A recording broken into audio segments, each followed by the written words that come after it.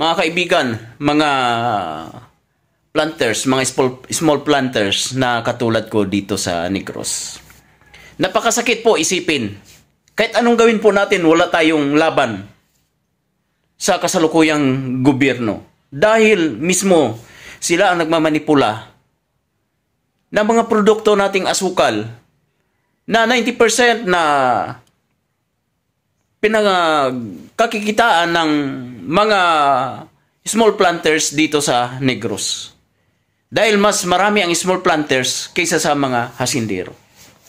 Ngayon, kung nagkakahalaga ng 2,200 ang isang sako ng asukal dahil sa sobrang baba at pinababa ng husto ng SRA na siyang ahinsya na kumakatawan sa gobyerno sa asukal, sa produksyon ng asukal.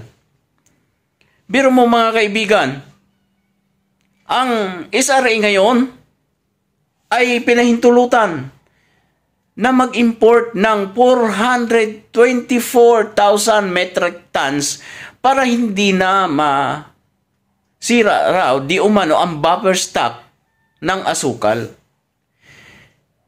Itinaon pa naman nila sa harvest ng mga planters dito sa Negros, sa Luzon, Visayas, Mindanao, na ngayon nagsisimula ang season ng asukal. Hindi po bagat ito ay pananabutahe, pagpatay sa ating mga maliliit na magsasaka ng tubo ng asukal dahil pinayagan na mag-import ng ganon kalaking halaga ng asukal para sa gagawing stock ng Pilipinas para hindi masira ang stock ng asukal. Parang mali po yata eh. Dapat hindi po sila nag-import muna.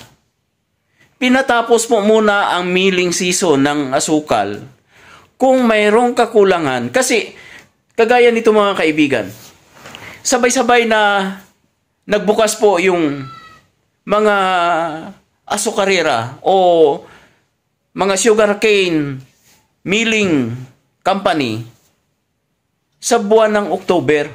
So buwan ng October, ano na yung asukal, sufficiente na ang Pilipinas kasi Luzon, Visayas, Mindanao, pati ang Bukidnon magbubukas na rin. Ngayon mga kaibigan, pag-iisipin natin unang aaray dito yung mga small planters.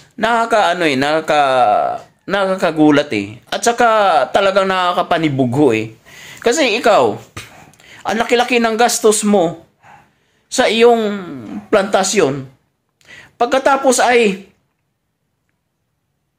biglang aangkatan ka ng gobyerno ng ganun kalaking halaga ng asukal. Paano yung ginastos mo? Paano maibabalik ang gastos mo? Katulad din po ito ng mga bigas na biglang inangkat ng NFA doon sa iba't ibang bansa na mura ang kuha nila. Pagkatapos, mura din po ang bintahan, ang bagsak nila sa mga negosyante dito sa Pilipinas. Paano makakabawi ang isang magsasaka kung ang halaga ng isang abono ay 1,800 ang bawat bag ng abono? Paano niya mairaraos ang pamilya niya dahil ang iba po nating mga magsasaka, nakikita nyo naman, umaasa lang sa utang na porsyentuhan. Excuse me po. Yun ang hindi po nakikita ng mga taong nasa itaas dahil alam natin itong mga nag-i-import na ito ay may kita din sa kanilang ini-import. May mga porsyento po silang natatanggap mga kaibigan.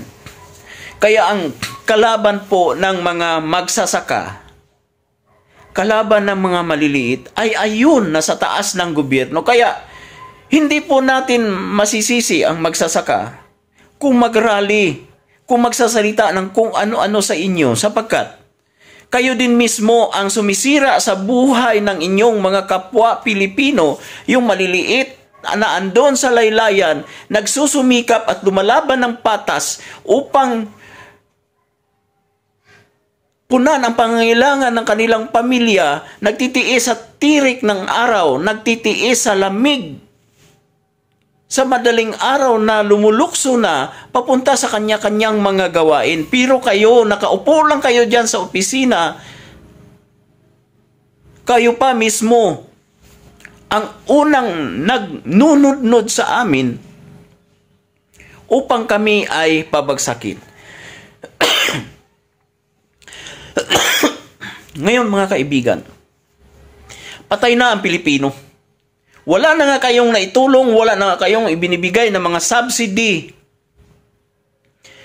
sa mga maliliit na mga magsasaka, kundi ang ginagawa nyo, putol na nga ang liig, tinutuluyan nyo pa. Yun ang isa sa napakahirap at kaming mga Pilipino sa pagkangayon dahil sa mga pinaggagawa nyo, kaming mga ultimo ay galit na sa gobyernong ito. Huwag nyo naman sanang dagdagan.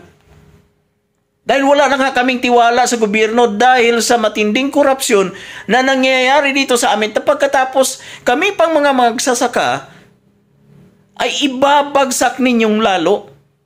Bagsak na nga yung planters ng mga palay, pati kaming mga planters ng tubo ay lulugihin nyo pa. Lugi na kaming lahat. Wala na kaming mapupuntahan dahil sana kayo na nasa gobyerno ang dapat ay inuuna ang kaming mga maliliit. Tulungan kami ng mga maliliit na umangat sa aming buhay. Ngunit anong pinaggagawa nyo? Kayo mismo ay inilulugmok nyo kami sa kahirapan. Ayun ang totoo.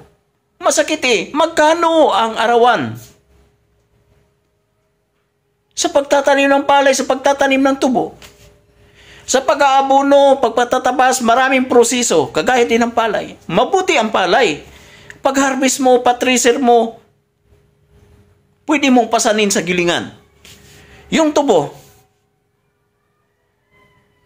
mapapasan mo ba sa gilingan yung tubo? Dadalhin pa yan sa asukarira upang maging asukal pagkatapos. Saka namin mapapakinabangan pagkatapos pa ng 15 days o isang linggo. Abay, magtrabaho naman kayo ng insakto. Mag-isip kayo ng insakto. Tamang pag-iisip. Dapat kayo mag-import ng asukal kung ang person pagkatapos na ng milling season. Hindi yung i-import kayo ng asukal hanggang November 30. Anong klaseng pag-iisip at anong klaseng kalkulasyon?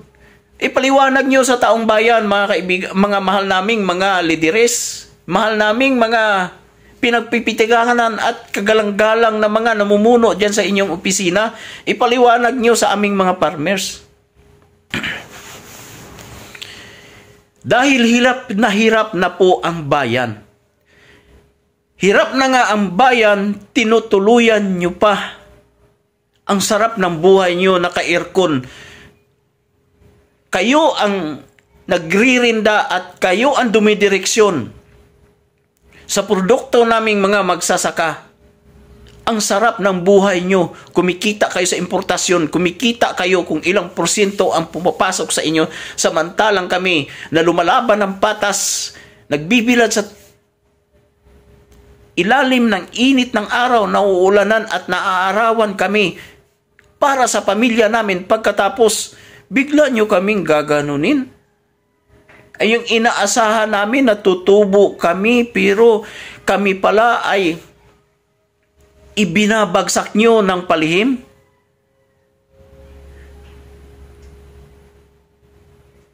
Bakit hindi nyo muna subukan na paanihin lahat ng magsasaka? Bago sabing kulang ang stock ng asukal, kulang ang stock ng bigas. Bago kayo mag-import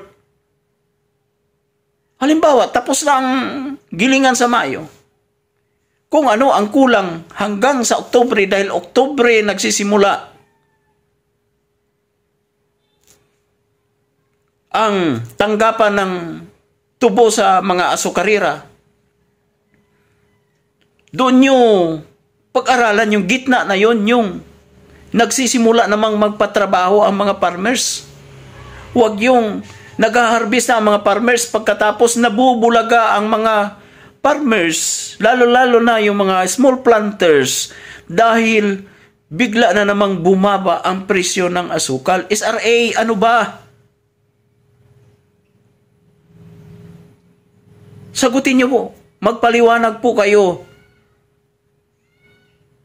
sa mga magsasakang Pilipino.